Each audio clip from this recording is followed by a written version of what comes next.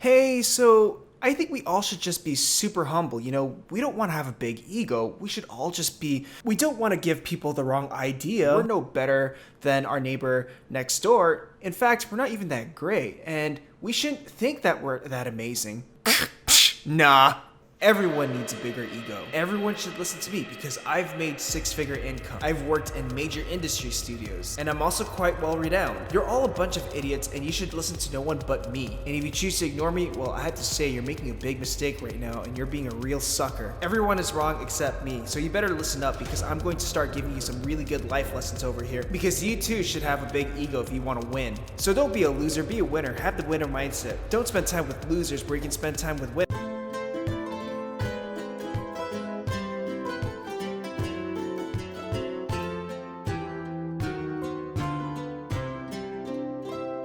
Hey guys, it's Toniko Pantoja, and today I'd like to talk about ego. Now, when someone is normally described as having a big ego, it's usually associated with things like they're full of themselves, they're arrogant, and they look down at others.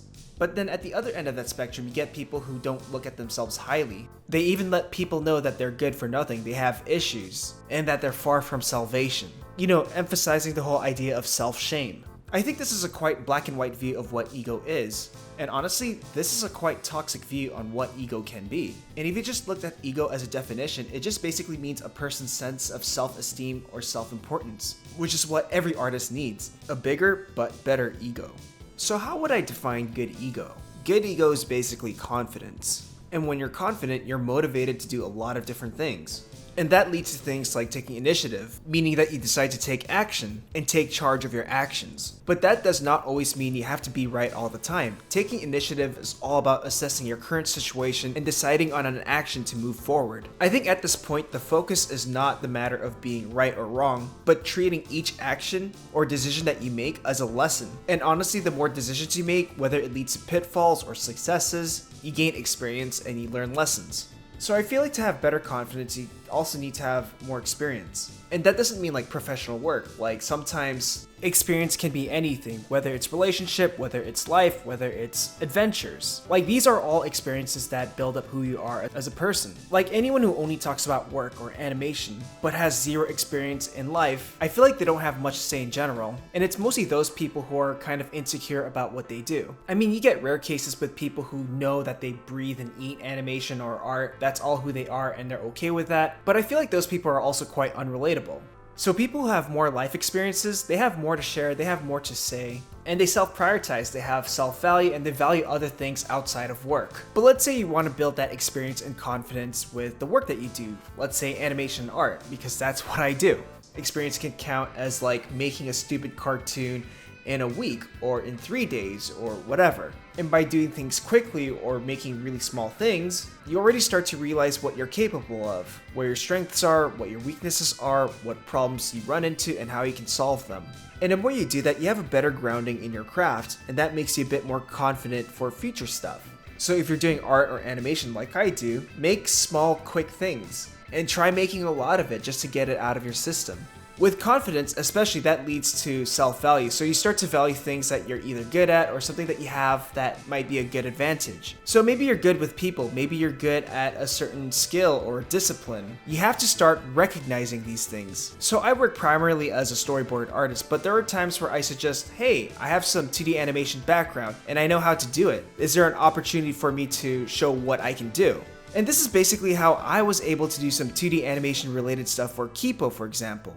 I let Rad Seacrest know that I had these skills, and I showed him what I could do with it. And when you start to realize that you do have self-value, you start to become more vocal with what you want or what you need. And no, this does not mean you have to be an extrovert. It's just a matter of knowing that you value yourself, you want to put that value to good use, and it's just allowing yourself to let other people know what you need or what you want. I think a good sign of great ego is someone who's grounded with their beliefs. And no, this does not mean being arrogant and being ignorant to someone else's views. I think it's all about priority and choosing what battles are worth fighting for, as cheesy as that sounds. So let's say you value family, right? And if I said, no, to find happiness, you have to keep working super hard, but you know the priority of your happiness lies in your family. and that stuff isn't worth sacrificing for. If those values and beliefs are very strong to you, then you should not listen to me. Maybe there's a new trend going on. Let's say everyone's getting into the whole NFT craze. So for me, this made me question what I really like to do, what I stood for, what was my priority. So for me, I like to tell stories, I like to make stories, and that's when I realized that NFTs at the moment felt like a distraction. So knowing what you prioritize helps you protect yourself from, feeling things like FOMO or making you feel like you're doing the wrong thing. Push the things aside that just feel like a distraction and just move on to working towards that goal that meets your priorities and your beliefs. Everyone should just take the time to meditate and just to figure out what they value and believe in. Now, if you want to pick fights with people that don't share your values or beliefs, that's entirely up to you. I think this stuff is super crucial for artists and animators because there's a lot of things that we can do. There's a lot of things we want to do, and it's super easy to get sidetracked. And we might end up doing things that we don't really believe in or want to do.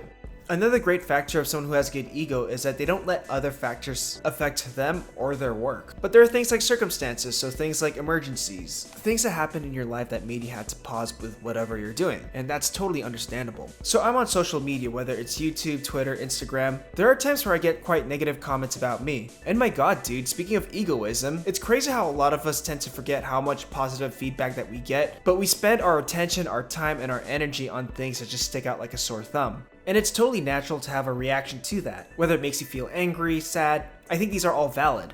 But at the end of the day, you're making the decision to let that affect you and to make you stop what you're doing, or you can take that in, accept it, but still move forward. Because you're the only one that has the power to either stop what you're doing or to progress. And I can say that it's easier said than done. You shouldn't really let other people's expectation of you dictate whatever you do. One thing that I would say, and it's something that I've been discussing with my therapist, is that if you were the only person that you were trying to please, what would you do?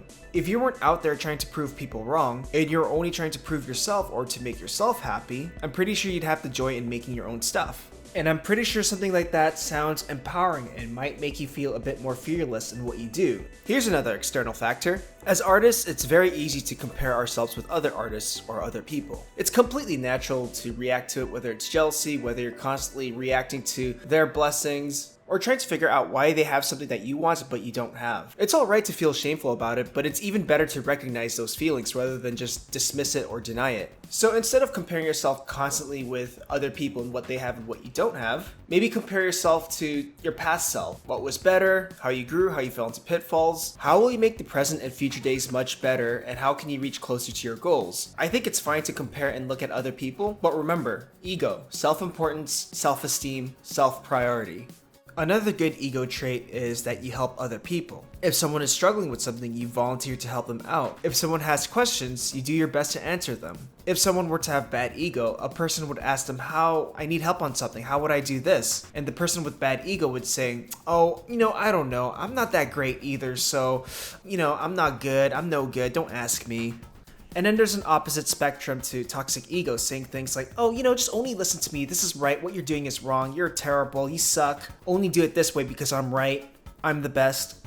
Look, the thing about having healthy ego is all about humility, which I'll get into later, and then having respect for others. And that could also mean showing a bit of empathy rather than sympathy. A person with decent ego would say, hey, you know what, I'm not the best person to ask, but here's what I would do, here's what I think could help, maybe you could ask these people, but here's the best answer I can give.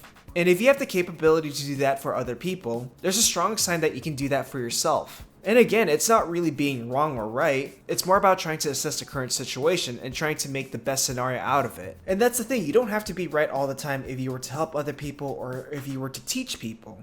You're making decisions that feel best for you. So one of the reasons why I decided to teach, or why I picked up teaching gigs, is to improve my communication skills, to give the best answer I can to help other people. I treat it as a learning experience to see what I could do for myself too. That's why people say that when you teach, you actually learn a lot more when you're actually holding classes.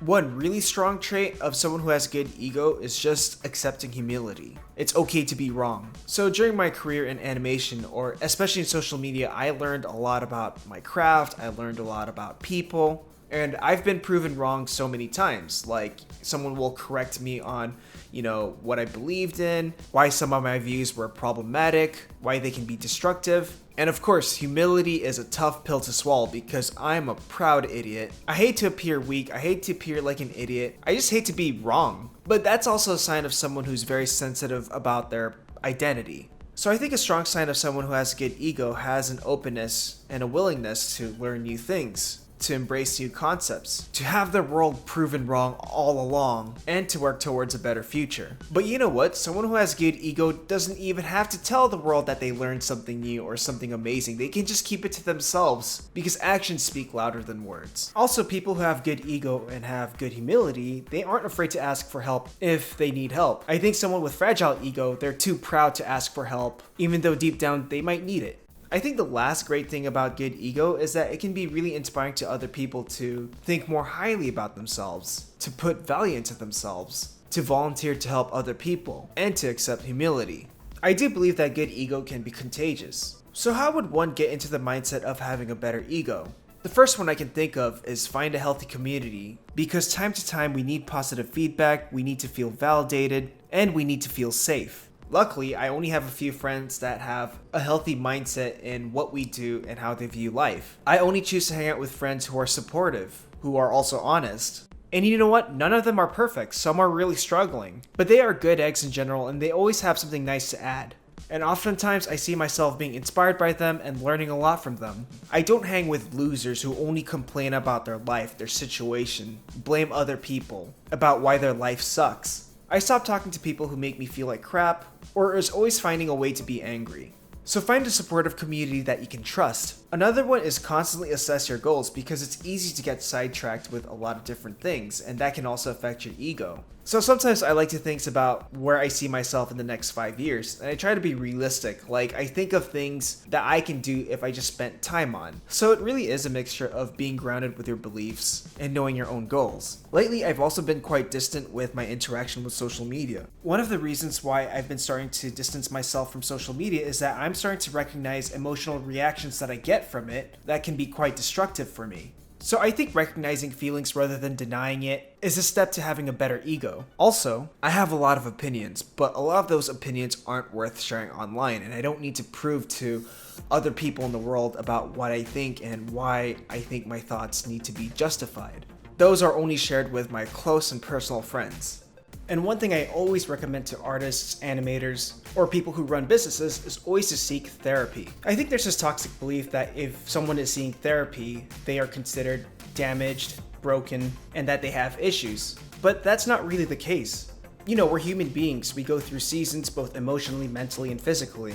Therapy is just like going to the gym except for the mental health. The therapist is basically your spotter. And being able to explore inner thoughts, put it into words, trying to figure out what causes certain things, trying to figure out what causes certain feelings and actions, is a good step to having a healthy ego. And the last thing I would advise is to do things that's best for your current scenario, your current circumstance, and for yourself. Don't let others dictate what's right or wrong for you. Sure, you can collect all their thoughts, and then with all that research or thoughts, come to a conclusion that's best for you and your current circumstance. At the end of the day, you're the one that's pulling off the actions from decisions that you make.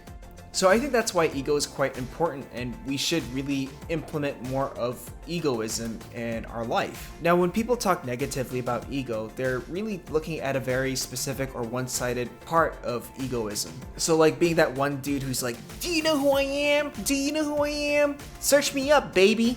Of course, attacking another person's background, their skill level, or their experience. Measuring your abstract peen size to another person's abstract peen size, constantly picking fights, looking down at other people, thinking that you're in the right all along, and proving that by just virtue signaling out of nowhere. I mean, that's just fragile egoism. And you know what? I get where fragile ego comes from because I suffer from fragile ego time to time. You can easily dismiss it as insecurities or anxieties, but it also comes from a place where you're constantly trying to prove to other people wrong. You're struggling, so you fought really hard to get to where you're at.